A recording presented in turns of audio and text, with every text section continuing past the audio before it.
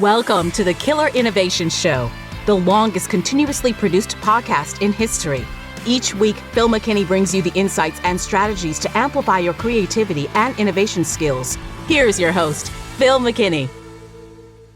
Welcome to my studio. This is the studio that I have been using for the last 5 or 6 years for the podcast. And when we were on radio, it was also my radio broadcast studio. But it's also my innovation studio. It's all one big space. I have about 1,200 square feet that I do my own projects. I also help other companies that are working on developing their own innovation. So this is the first of what I hope will be upcoming shows, and actually giving you more of an opportunity to see the studio and see how I work and see how I go from blank sheet of paper to actually developing innovations and turning those into products and services that actually ship. Today's show, we will go into looking at the books that I keep close by. This is a collection of books that I use as part of the inspiration. Now, this isn't the entire set of books. I literally have thousands. I've got bookshelves that go all the way to the back of the studio that have books on them going back many, many years. This is just a quick sampling of those books. And they cover a wide range. They cover everything from, Frank Lloyd Wright books to architecture design books to creativity books, human interactions, creativity thinking skills like Edward de Bono's book. And I'm going to go through each and every one of these books in today's show. So again, this is about inspiration. This is about giving you some thoughts about how I use materials and that sitting around my studio to inspire me when I'm working on developing innovations, projects, or ideas. We will have all of the titles of the books in the show notes, so you want to check that out. And also, before we get started, before we jump into the episode today, don't forget to subscribe. Go ahead, subscribe right now so that you get this and the shows. We've been doing the show now for 15 years, over 15 years. We're in season 16. We will click over to season 17, March 1st. So you want to subscribe, you get all that back catalog to listen to also, but and also like and share. It helps us with growing our subscriber base. We are the longest continuously produced podcast in history.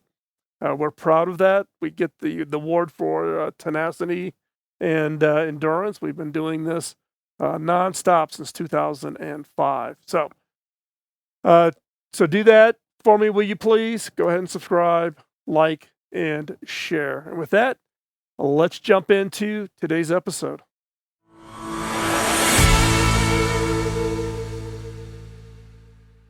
Well, welcome to my studio. You know this as the studio that I do my broadcast from, podcasting, webinars that I do, etc. But what you probably don't realize is this is also my innovation studio.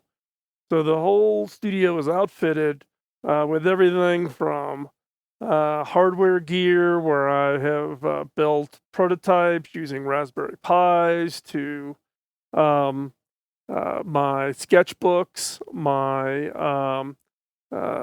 models, different types of materials. I collect different materials that may result in products being used or designed or prototyped for other companies. Now, you may think because I'm a CEO, why do I have an innovation studio? And that is because I still do projects, side projects, for other businesses. I typically don't take pay for them. I'm usually doing them for friends or acquaintances or people that I know. But it keeps me sharp, and and I'm on a bunch of advisory boards, and as a result of that, I'll whip together some concepts, some ideas, and some prototypes. But the question I get a lot is what do I use as inspiration? What are the things that I keep handy in my studio when I need to be inspired, when I need to be coming up with new sets of ideas? Well, I am a very visually oriented innovator. I originally went to college to study architecture at the University of Illinois. I switched to computer graphics, albeit I'm a software engineer. I am very visually oriented. And so for me, it's uh, inspirational materials are things that kind of tickle that creativity bone in me, and they tend to be visually oriented. So what I'm going to share with you is those books, specifically books that I keep close by. They're piled up on top of my desk. I've got bookshelves lining the entire studio. Um, but the books was what I find when I need inspiration. I'll go pull a handful of books out, and I will use those as my inspiration. So I'm going to walk you through some of these books and give you kind of a little bit of the background as to why. Now, I'm not going to be able to dive into a lot of detail, but I'll give you the reason why these are. Now, I'm going to go from the very general, right? Books not directly related to innovation or creativity. And as we go through the list of books, I will get more and more and more specific. And we will have a list of all the books that I'm talking about here in the show notes. So don't feel like you got to scratch out notes or whatever, but it's more about explaining to you how I use books as an inspiration. So the first book up is the Visual Encyclopedia of Frank Lloyd Wright. As I said before, I originally went to college. I was going to be an architect. I grew up in Chicago. Every kid in Chicago that's got any form of a visual orientation was very familiar with Frank Lloyd Wright. That's where he started his career. And as a result, everybody wants to be the next Frank Lloyd Wright, and that's what I was planning to go to college for. Now, why do I use this particular book? What is it about it? Well, one, I'm really in love and fascinated by architecture. I've probably have visited most, if not all, of the Frank Lloyd Wright buildings or buildings built by Taliesin, which were his apprentices or interns, whatever term you want to use. But for me, it's about reminding me to create your own style. Don't do what everybody else does. And that's where Frank Lloyd Wright really set himself out right off the bat, was through the fact that he created his own language, his own design style, his own sense of aesthetics, his own kind of prioritization of importance. The feeling that you get when you walk into a Frank Lloyd Wright building is completely different than you would have in any other building. And so as a result, for me, it's not so much he's got product ideas in here that I could kind of riff on, but it's more about that reminder of non-conformity. Don't do what everybody else does. Create something in your own language. Now, the next book I want to talk about is one called A Pattern Language. Pattern language comes from Christopher Alexander, a professor at UC Berkeley. Now, I don't even know. I didn't bother to, look this up to see, So the original copyright is 1977. Now, what this is this is a study and a book that breaks out all of what's called patterns that you find if you were doing a systems planning approach to buildings, houses, even cities. This is one of a multi-book series. I own all of them. And what really got me triggered on pattern language, though, was that this book was the book that was used by the developers of the original Sim games. So the Sims, where you create your own people, you designed your houses, you built communities, etc. The developers who were building those games actually tapped into what's in this book and in the other series from Christopher Alexander, along with all of his co-authors, around what makes for a certain kind of a structure around towns, cities, central areas in an area.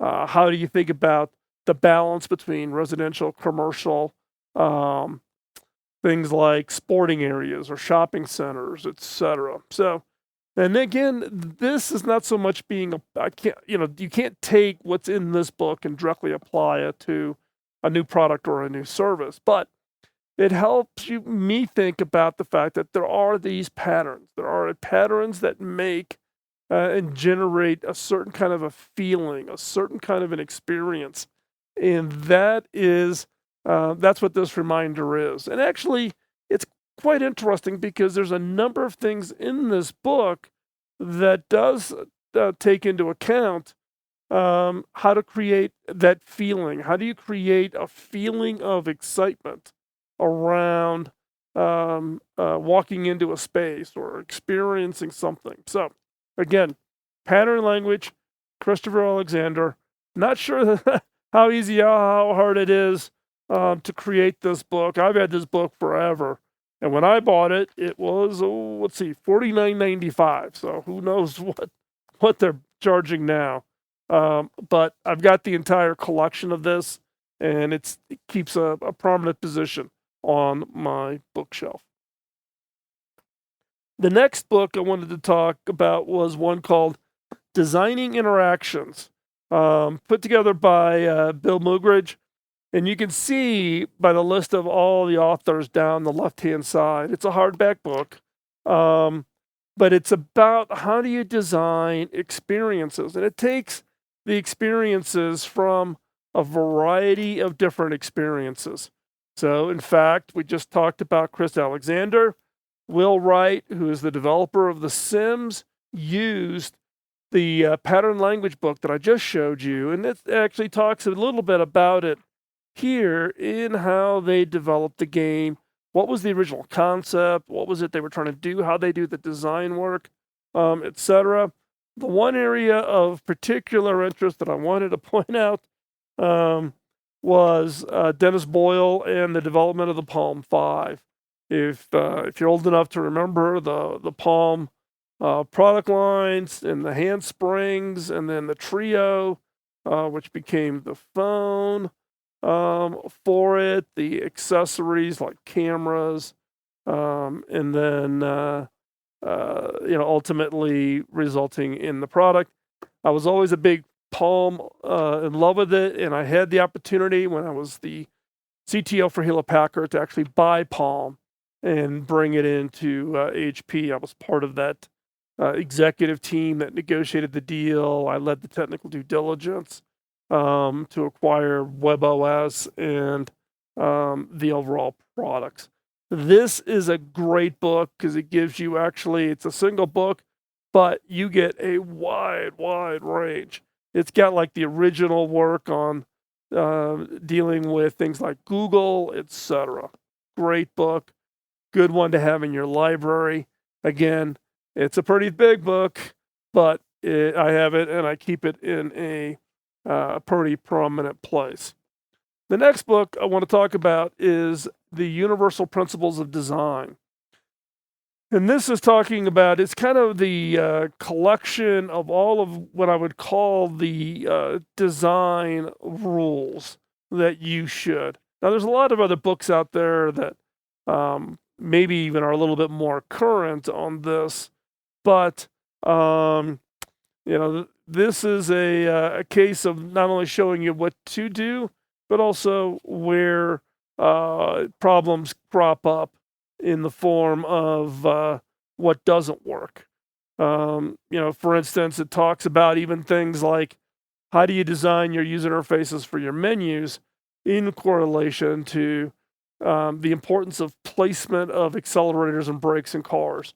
Knowing that consistent pattern movement when you're moving from your foot from the accelerator to the brake plays out in user interface designs and things like that.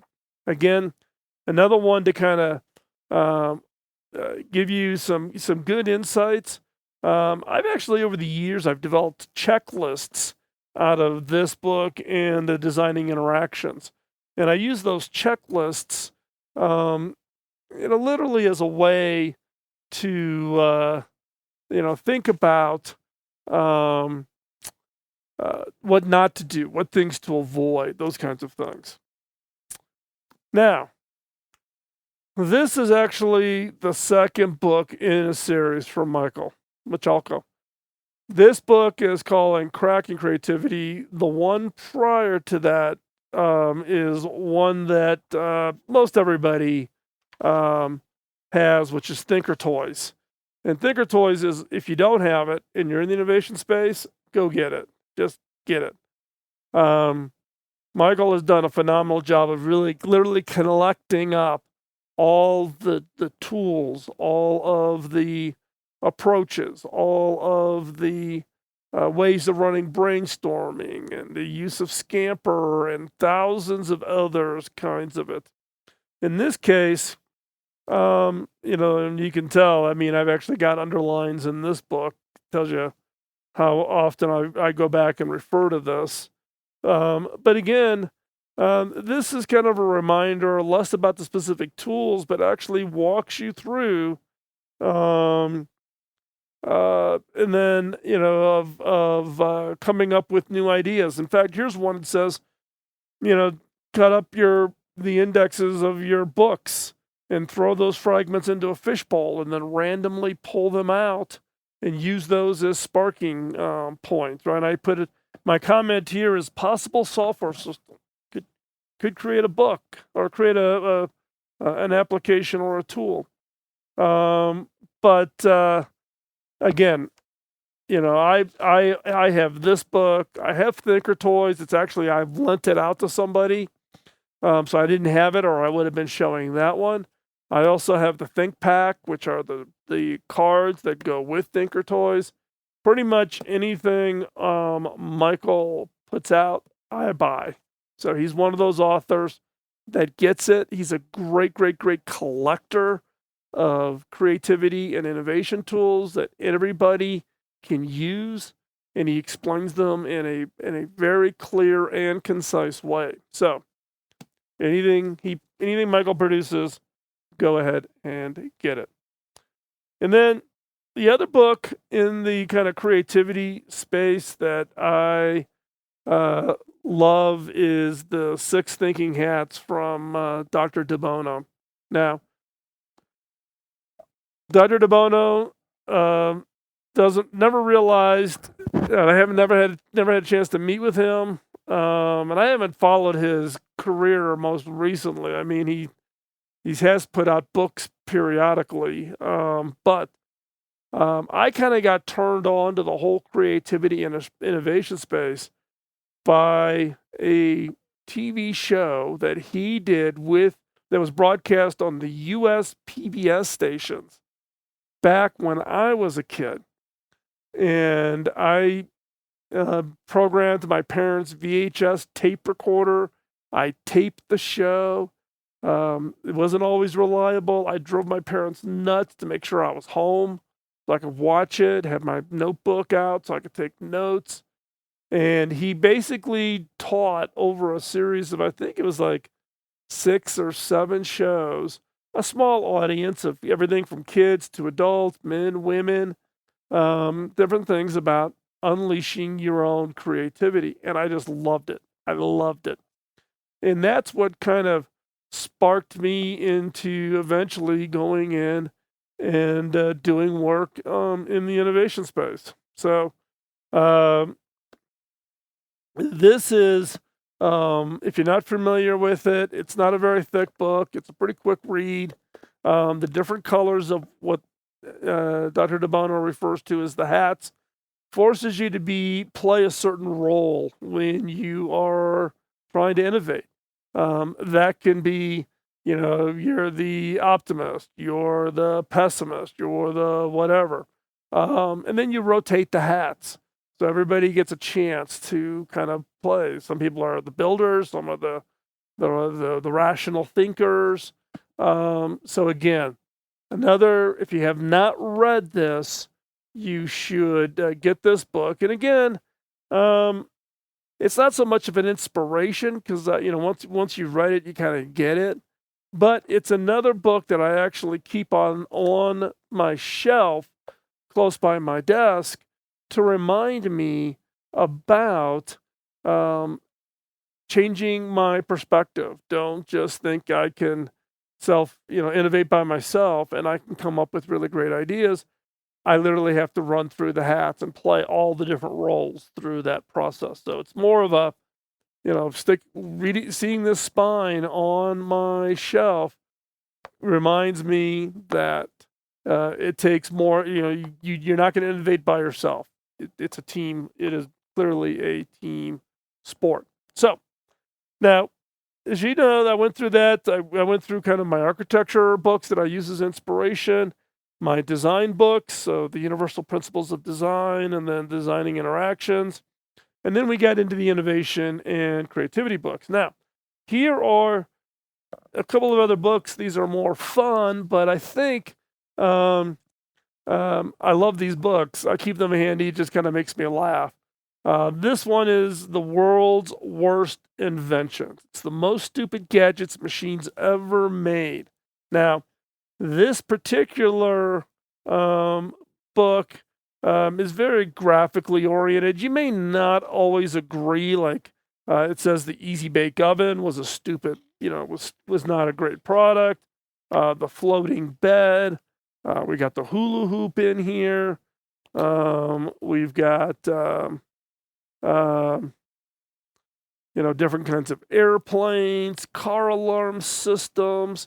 Now, this collection of books, it was put together by Jack Watkins.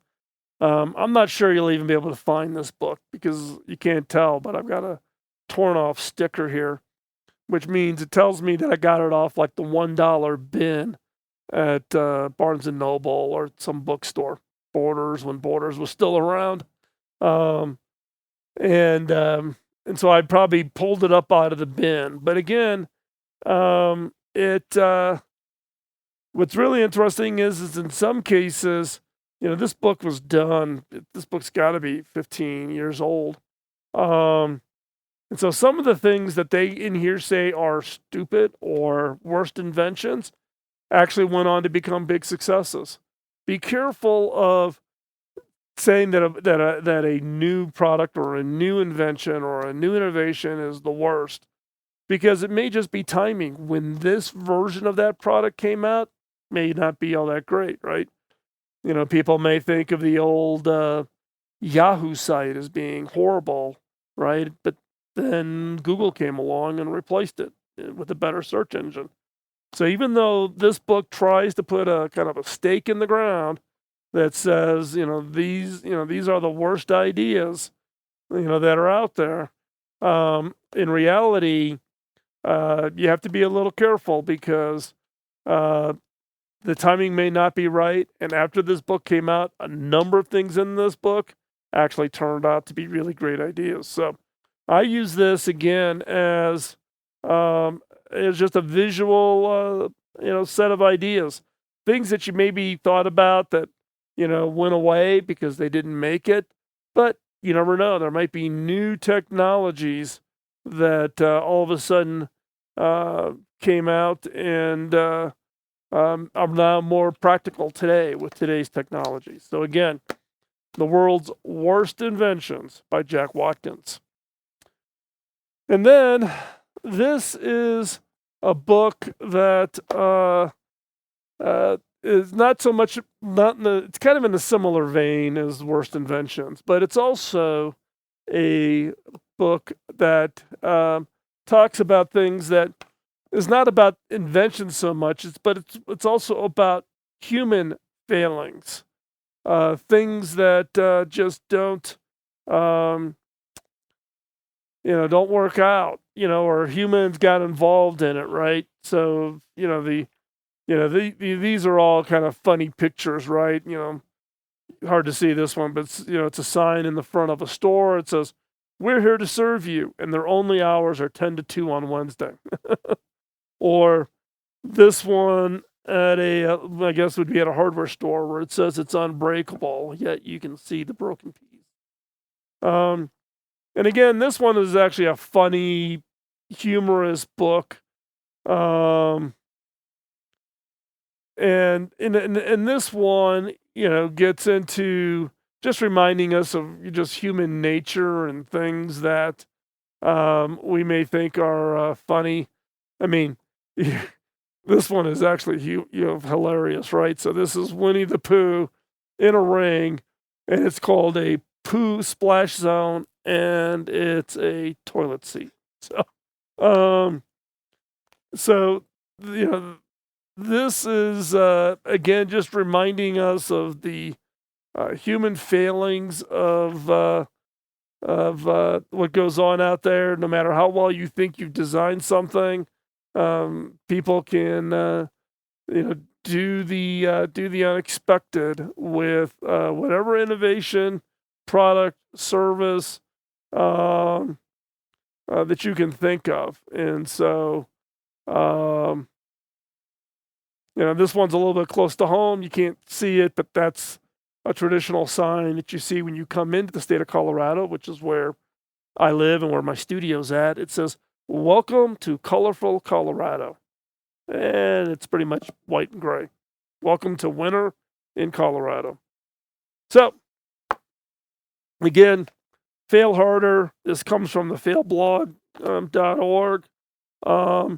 There's a similar book to this. If you don't have it, it's on the whole experience of autocorrect. So you go to send a text and it autocorrects it. Interestingly enough, my agent for my book, Beyond the Obvious, is the same agent for that author, the author who came up with the autocorrect. And I've got the paperback version someplace. I literally can't get past 3 or 4 without like laughing in hysterics. So you may want to check that book out also. But again, fail harder, failblog.org community. These are all the pictures and images that get posted up there. This book is a little old. There's probably been some even more humorous ones that have been posted. So I wanted to kind of cover both the worst inventions and fail harder to remind you that, yes, you use these other books for inspirations, but you have to think about them in the context of how do you innovate. And so I wanted to just share with you, these are books that I keep here right next close to my desk here in the studio. So when I'm starting to kick off a new project, a new idea, I'm mentoring or coaching an organization, they need help with, maybe they have a kernel of an idea, but they're looking for some help on turning this product or this concept into something that's going to be big and meaningful. These are just some of the books. These are, I've literally got thousands of books, but I just picked these out to kind of give you a sampling, starting with my visual orientation with things like Frank Lloyd Wright, going all the way through to books that are very more specific to innovation and creativity, but then also the humorous ones that remind us that we are all human. We try our best. Some things we come up with just aren't going to work. In fact, maybe in a future show, I'll share that. And so if you've got books, things that you're doing that you use for inspiration, share them. Post a comment on the show here. Let us know what books or other things. In the future show, I'll start pulling together some other things here in the studio, give you more of a view of the innovation studio, how it's set up, how I work on new projects here, tools that I have here, and ways I go about starting with a blank sheet of paper and turning that into products and services. So you want to, but if you've got books that you find specifically inspiring, go ahead and post them in the comment. Would love to see them. And if you post in the comments, I'll reply to every comment you post.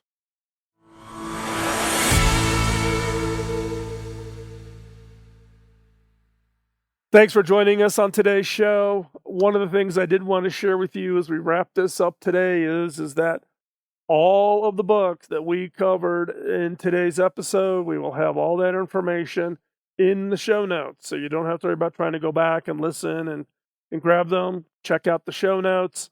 and we'll give you all of the information on the books themselves. Okay. Um, if you're interested in experiencing how I innovate, how I ideate, how do I come up with ideas and then run those through, one is you can go back through the more than 15 years of content. I've shared everything here on the show. It's also available in my book, Beyond the Obvious, so you can find that at Amazon, or you can go over to innovation.tools and you can order the book there. If you order from innovation.tools, I can also autograph that and send that to you. But if you're interested in actually experiencing it live, if you and your team have a challenge that you are particularly wanting to go after, then think about setting up time for a disruptive ideation workshop. You can go to disruptiveideation.com, gives you all the information. You can click a button and send your information in, and the team over at the Innovators Network will reach out to you and answer any questions you might have. And if it makes sense, we can do virtual workshops. Now, I have trained a lot of people now over the years, and particularly for those overseas, whether you're in Central Europe or in Australia, New Zealand, we have people all over the world who are certified in the FIRE framework, which is the approach that we use, and you can check that out. If you're interested in seeing a little bit more about some of the projects, the innovation projects that I've done, and it's just a small sampling. There's not many up there yet. I'm debating about going back and trying to load up all of the projects that I've done over my career. But you get a good sampling over it. You can go over to techtrend.com. TechTrend is the innovation studio. It is the framework. TechTrend has been around since 1996, and that's how we did all the work for companies of all types, museums. I've designed lobbies for corporate headquarters to developing, high tech products and services, everything in between. So you can go check those out over at techtrend.com. And with that, I'm going to sign off. Again, one favor I would ask of you is to please subscribe and like and share. So let others know about the show and give us some feedback. Let us know. Let us know what you think of the show today. Love to hear it. If you have books that inspire you, share them. Share them with the community. Post them in the comments. If you post them in the comments, I will watch that for those, and I will reply to each and every comment. So post those up. Love to see what you find inspiring. And with that, we'll talk to you next week. Bye-bye. Podcasting nonstop since 2005, this has been the Killer Innovation Show on the Innovators Network.